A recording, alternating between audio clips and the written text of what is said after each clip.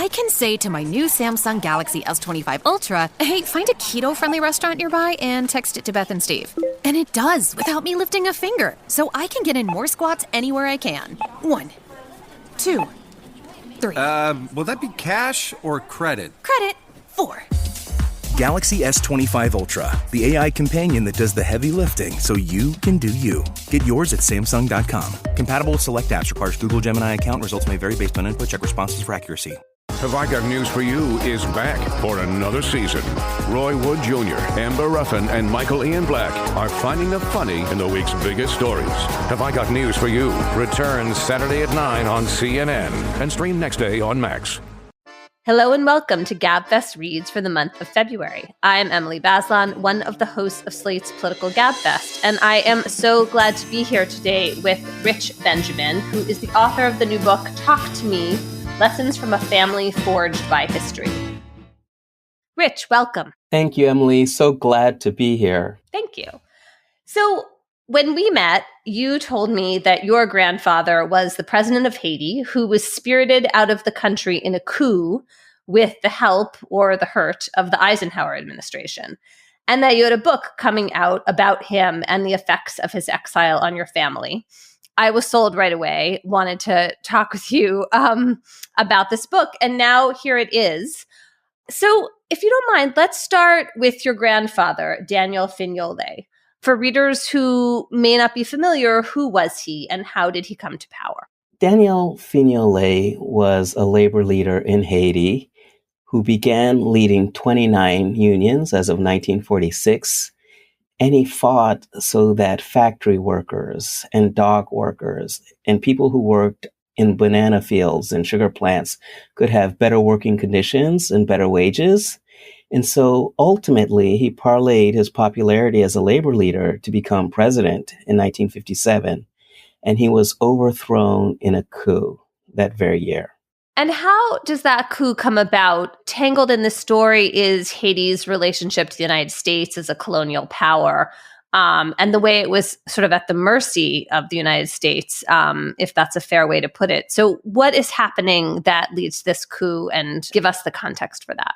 So most people don't realize, Emily, that as of 1915, the U.S. colonized Haiti, and they literally rewrote a lot of Haiti's laws to better advantage the United States and to better advantage U.S. corporations. So when President Woodrow Wilson, ordered Marines to kind of invade Haiti, it was literally at the behest of U.S. corporations. And we have documented evidence of this. So that's the context which my grandfather, who was a dark-skinned Black man who grew up in poverty, became a labor leader. His thoughts were, I cannot let corporations, whether they be Haitian or American, exploit ordinary workers. So that's the context of his rise to power. Now, all along, what I learned in my journey to researching this book was that the CIA and operatives in Haiti had been spying on my grandfather. And I found that in the U.S. National Archives. And they would write these memos describing what he was up to, what he was saying, what his Labor Party was up to, because they wanted to brandish him as a communist. And this was the height of the Cold War. And he absolutely was not a communist. But corporations were literally calling the White House. They were literally calling operatives in Washington saying, it cannot stand that this man become the president of Haiti, because he is supposedly an enemy, and that's their words, an enemy of the United States. And really, enemy in this context just means independent, right, from the United States and its corporate interests. Independent of the United States and its corporate interests. He was not going to let foreign corporations exploit willy-nilly and aggressively Haitian workers, nor was he going to let corporate interests dictate how the country ran itself. And how does he actually become president in 1957? So in 1957, Emily, there was a presidential race. There was a campaign. And to me, this was one of the most interesting dynamics of the book, is that all along he was friends with a guy called Francois Duvalier. And they had met in the 1930s.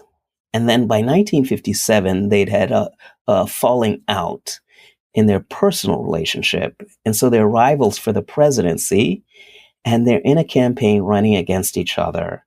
And there's a little bit of unrest, and the sitting civilian government decides that Daniel Fignolé should be president.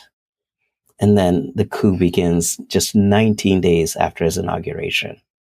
And his former friend, Francois Duvalier, who I knew of as Papa Doc Duvalier, is part of orchestrating this coup, right? Yes. So, for me, this part of the book had this feeling both of this, kind of international conspiracy involving the United States and these secret cables, and this secret flight that spirits your grandparents out of Haiti, but then also the sense of this friendship that had gone so wrong.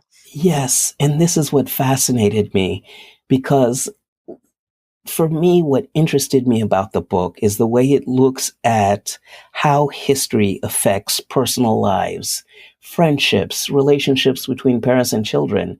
And this was one of the effects, is that Papa Doc Duvalier and my grandfather had been friends. They had a falling out. And then Francois Duvalier, Papa Doc, is all too happy to see my grandfather booted with the endorsement of the CIA. And then because your book is so much about the effects of political upheaval on people's personal lives and on family history, the next part of your book takes place in Brooklyn, which is where your grandparents went basically in exile with their children. They're dealing with a lot of trauma at this point in their lives, as are their kids. Can you talk about what happened to your mother when your grandparents are effectively kidnapped and how she left Haiti herself? So she left under extreme trauma. So she and her siblings were kidnapped after my grandparents were kidnapped. So the TikTok events of this, Emily, is first they seize my grandfather in his formal office in the palace. He's there working.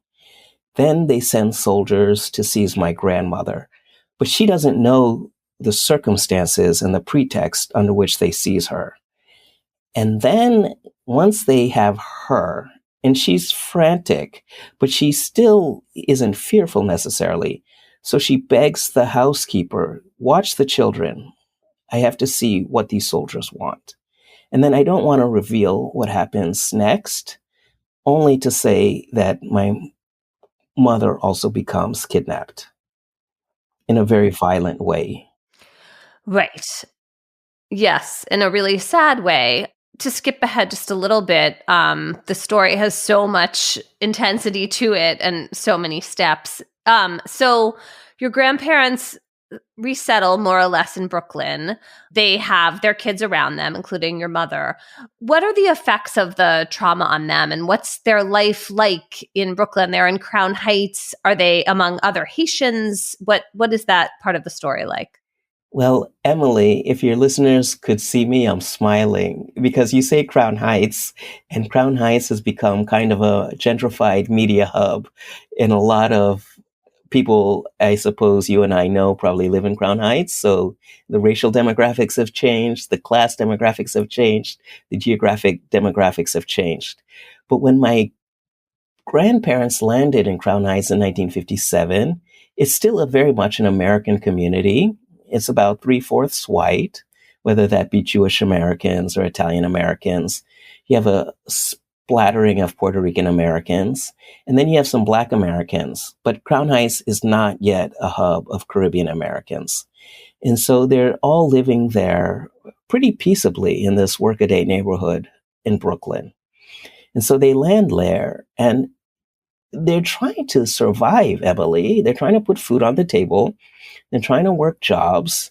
And my grandfather is consumed with trying to get his presidency back. And so they're not thinking of trauma because A, they're not therapized in the way we modern day people are. And B, they're just trying to survive. So they're not really thinking about trauma as such. Right. And yet the effects of the trauma are playing out in their lives, right? Very much, very much, very much. in so many ways, in their family dynamics, because they're not enjoying the middle class life that they had in Port-au-Prince. So on the level of material needs and comfort itself, that's the best example of the trauma that's playing out in their lives. And so pretty much they're starving, to be blunt about it. How are they going to make ends meet in this new country of theirs? But it's also the kind of disappointment, the resentment, the anger of being so quickly and so violently expelled from their homeland.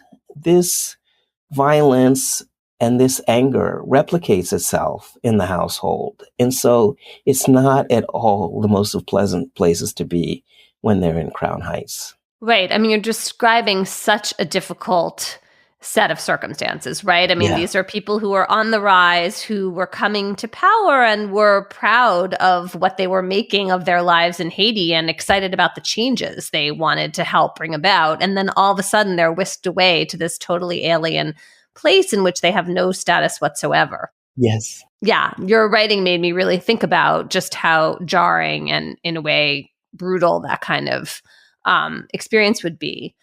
So your mother is the oldest daughter in this household. What is this like for her growing up?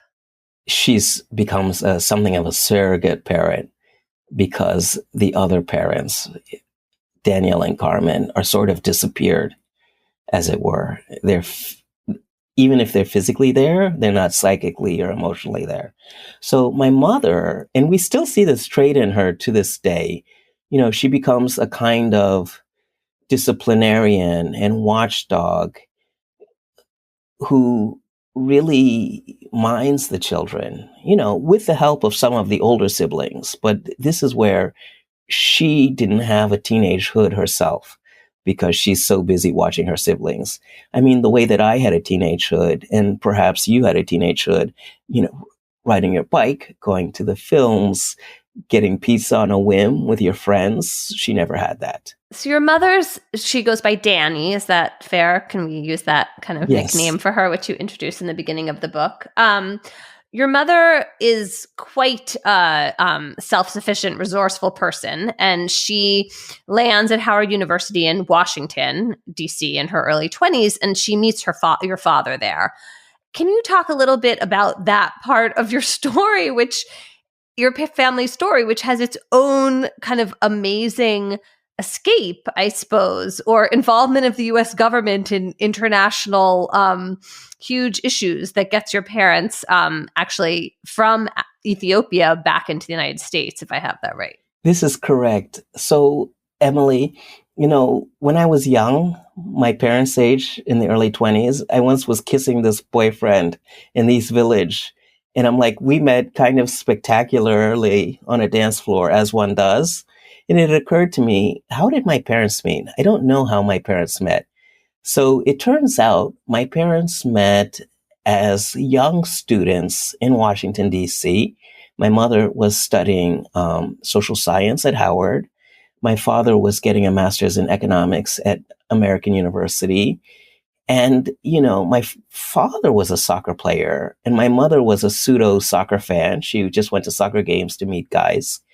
But they met that way. And I don't know the exact date. I don't know exactly who introduced them. I'm only certain that they met in the context of soccer in this kind of budding atmosphere of Washington, D.C., where embassies are sprouting and you hear jazz, you hear merengue, you hear calypso, you hear all the world cultures and foods of newly emergent colonialized democracies.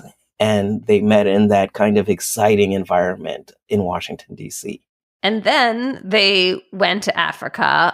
Your father is from Guinea, and he was doing work, I think, for the Ghanaian government, or you tell this part of the story, because this is another, as I was saying before, just kind of really crazy part of your family history. So my father is from what was the colony of France called Guinea. So when my father was born, and even when my father went to high school, Guinea was a colony of France. And through crazy circumstances, my father managed to go to Yale. So fast forward to 1971. My father is kind of a budding diplomat for Guinea. He's kind of a rising star in their foreign policy circles. And he's working at a place called the Organization for African Unity. And it's kind of the EU of Africa. They want economic betterment. They want trade and betterment. It's just a unity of African states. And he's a young diplomat there. But by then, Guinea has a dictator itself. And this dictator begins to understand that he better do away with all his rivals across the world. So he wants to order my father back to Guinea and have him murdered.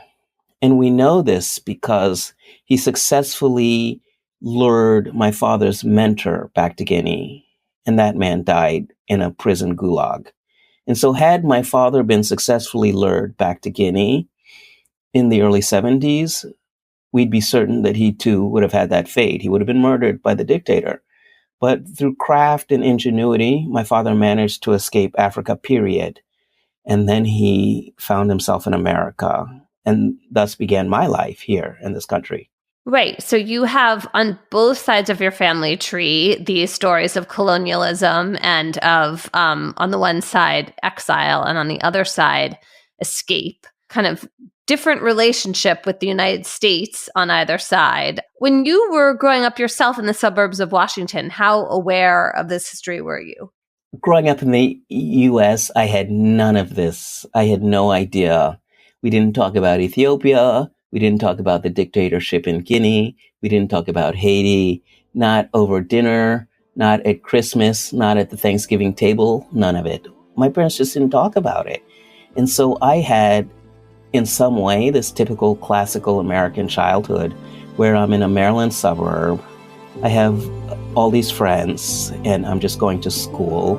And by then, my parents' class prospects had improved. So, we're in a pretty nice house, just living our lives, and we're not discussing this.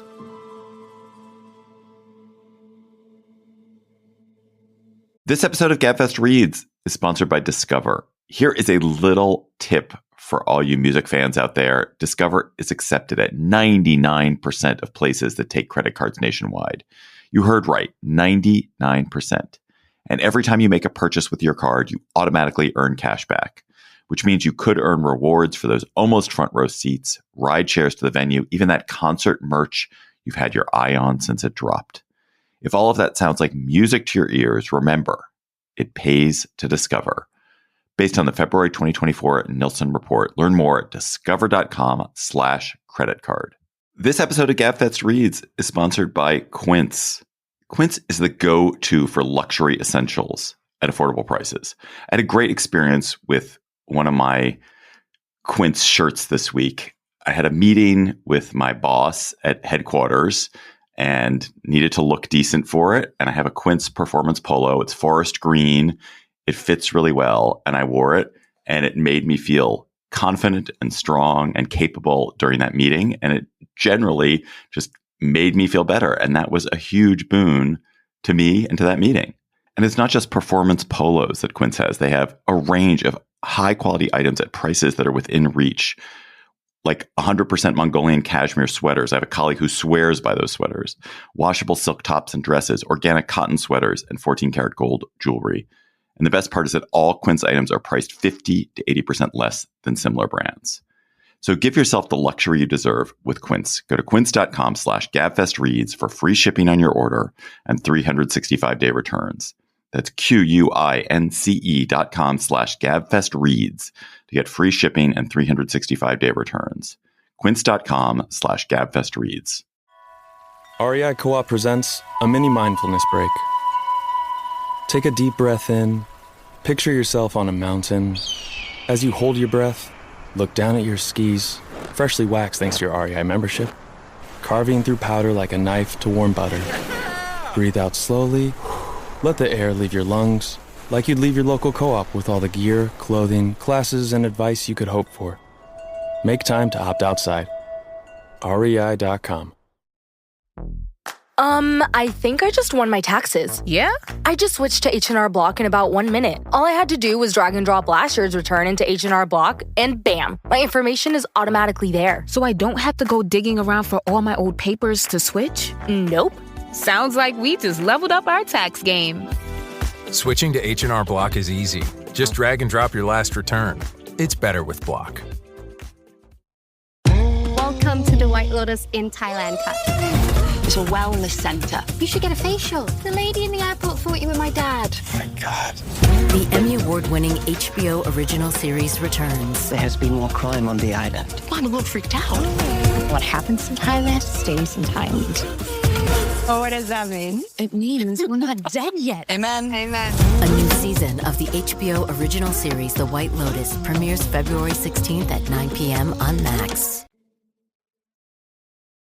I feel like I want to go back and close your grandfather's story. There is a moment when he's quite old where he finally gets to go back to Haiti. How does that come about and what happens to him? So all along in the 80s, when I'm unaware of this history, the Duvalier era comes to a crashing halt in 1986.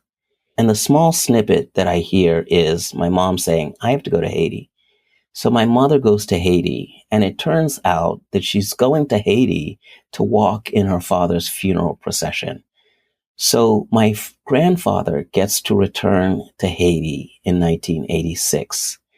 And his supporters, his beloved union members, and all the working class people he'd helped, even 28 years before, remembered him. And so it's a big to-do. The New York Times even recovers his return to Haiti, and the New York Times calls his return to Haiti, quote, triumphant. That's their words. You know, they said it's triumphant, and there's parties, there's celebrations. And so he manages to return from exile after 28 years. Right, but then he dies shortly after, which is why your mother is going for his funeral procession. Yes. It's one of these. Can you imagine being booted out of your country? You stick it out, you fight. And 28 years later, the circumstances on the ground in your native country change such that you're able to return, but then you die of cancer anyway. Yes, that was a intense part of the story, for sure. You, as you were saying, are growing up in in the Maryland suburbs with this kind of more typical middle-class life. And I understand it relatively unaware of all the family drama that's been playing out. There was a line in the book I really enjoyed. You said, it's a funny, perverse predicament to grow up an ugly black gay boy in a good suburb. I felt so deprived and so entitled at the same time.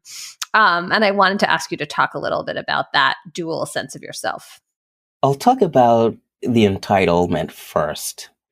You know, Emily, when I got to college, a sociology professor asked the class, what % of Americans go on to 4-year college? And my guess was 80%. And that was because 90% of the kids I grew up with went to college. So I thought, as a matter of fact, 90% of Americans go on to 4-year college. That's how privileged I was. I just assumed that 90% of this country earns 4-year college degrees. Obviously, the statistic is around more like 26% at that time. So that's what I meant. I mean, I had this mentality that many upper middle class kids have in this country, that the world will work out for you. The world is like a plate of marbles where things roll seamlessly. There's no obstacles. There's no bumps. It's just a beautiful plate of marbles rolling. And that so long as you work hard, the world is your oyster. Clearly, what's fascinating to me is Gen Z doesn't have that mentality, but I had that mentality. So that's part of my entitlement at the time. At the same time, I realized, constant references were made to my dark skin, to my so-called nappy hair. I knew I couldn't dribble a basketball. I knew I couldn't dribble a basketball. I knew I couldn't tell a joke. I knew I didn't have blonde hair. So I knew that I had to study. Sometimes a kid grows up and says, you don't have these typical skills. This is before the age of the influencer. the only way you'll feed yourself and survive on this earth is if you study and you're somewhat mentally capable. And that was clear to me. Even at 16, 17, I knew that I had to study because I was not good looking. I could not tell a joke. I had no athletic ability. And were your parents also inculcating that value? Because the other part of this story, I mean, that is quite striking is that you were having such a affluent life despite the circumstances, especially that your mother had grown up in. I mean, there's a sort of instant immigrant American dream, one generation part of this story too. Yeah, that's a fantastic question. And I don't mean this as a put down necessarily, but my mother was kind of in denial and delusion and myth making. It's as though she wanted us to understand that we got there magically. So she wouldn't talk about how she got there. She would say, work hard, be grateful, other people have less than you.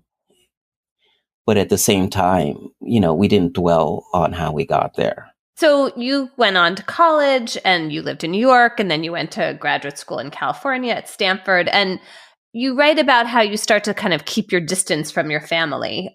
You say, I had so much not to tell my mother, which was another great line, I thought. At this point in your own development, how were you thinking about this very prized but also quite rocky relationship with your mom? Oh, Emily, I had no self-awareness. So I wasn't thinking about the relationship specifically. I had zero self-awareness. I had zero emotional intelligence at this time. So I realized that it was rocky, but I didn't think about why. Good answer, or honest answer. Tell me a little bit about your decision to go to Haiti. What was happening in Haiti at that time? Why did you feel like you wanted to be there to bear witness? And what was that experience like for you? Yes. So by 2010, for all kinds of personal reasons, I had developed the emotional intelligence to think about why I had that relationship to my mother. And coincidentally, to that personal development and emotional development, an earthquake strikes Haiti. So I was leaving my office in Manhattan from the time, and then it was the evening, and suddenly I caught a glimpse of images of Haiti in this devastating state, newsreels, interviews, and footage of this devastating earthquake, which ultimately killed 300,000 people, splattered across the news. And so the human suffering was bad enough. But then one of the images that we all saw over and over was the destroyed presidential palace. The media, CNN, Anderson Cooper, they kept showing this destroyed palace. And at that point, forgetting or denial became untenable for me. I started to think about the man who once occupied that palace.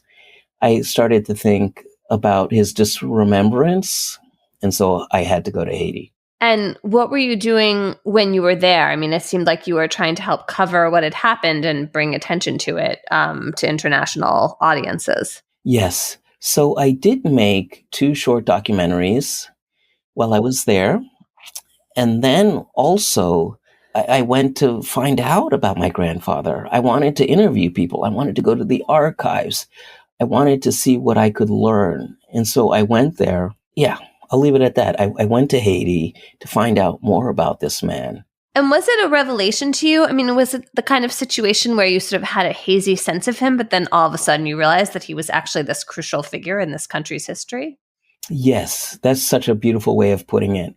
And I say that because what another example of something I didn't know is that there's this prestigious high school, a prestigious public high school that at some point was the best public high school in all of Haiti, had been named after him because he was a professor. So I found that out on the ground in Haiti.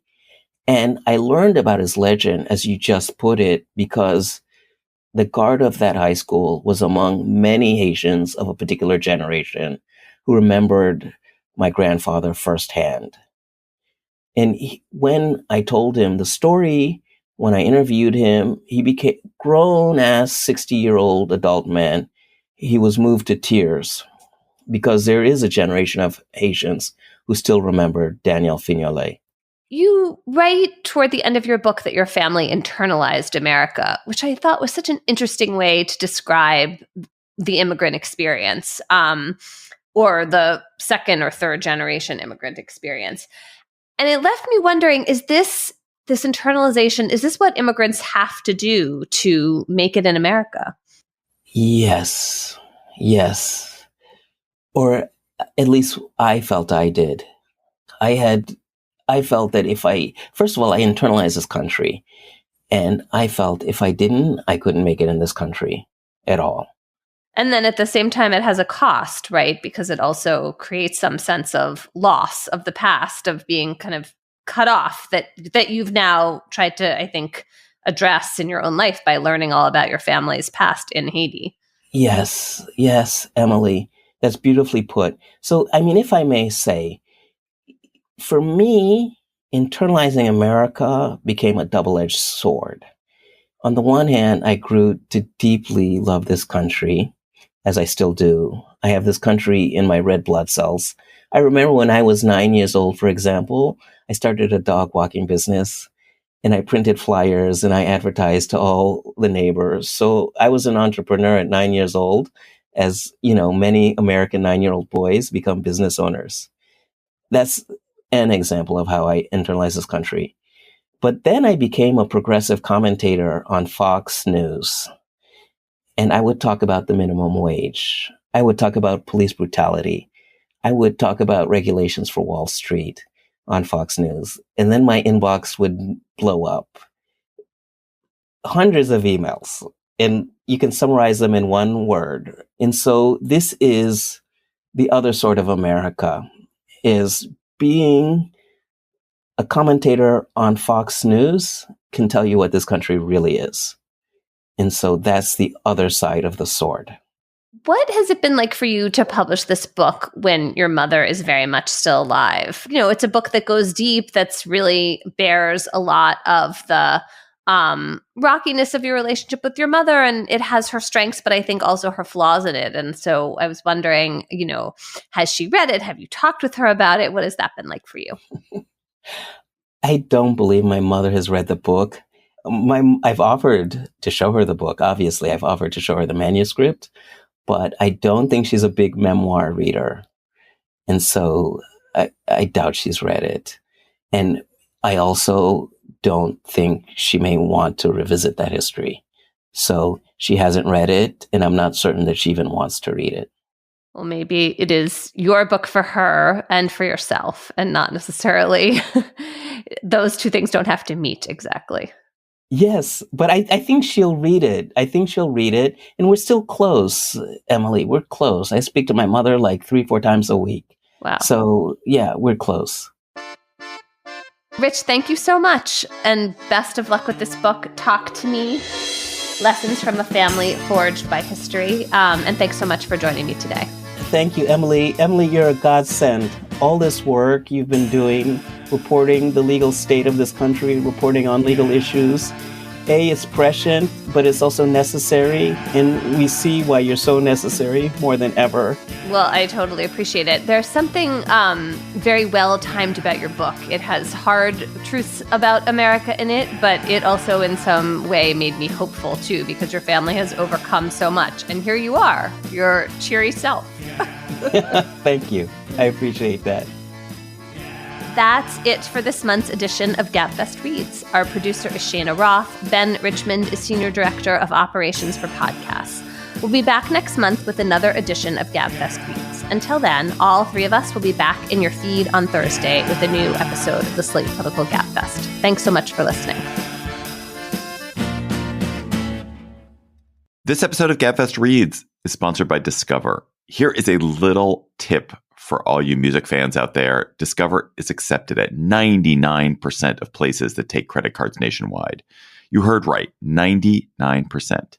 And every time you make a purchase with your card, you automatically earn cash back, which means you could earn rewards for those almost front row seats, ride shares to the venue, even that concert merch you've had your eye on since it dropped. If all of that sounds like music to your ears, remember, it pays to discover. Based on the February 2024 Nielsen report. Learn more at discover.com/credit card.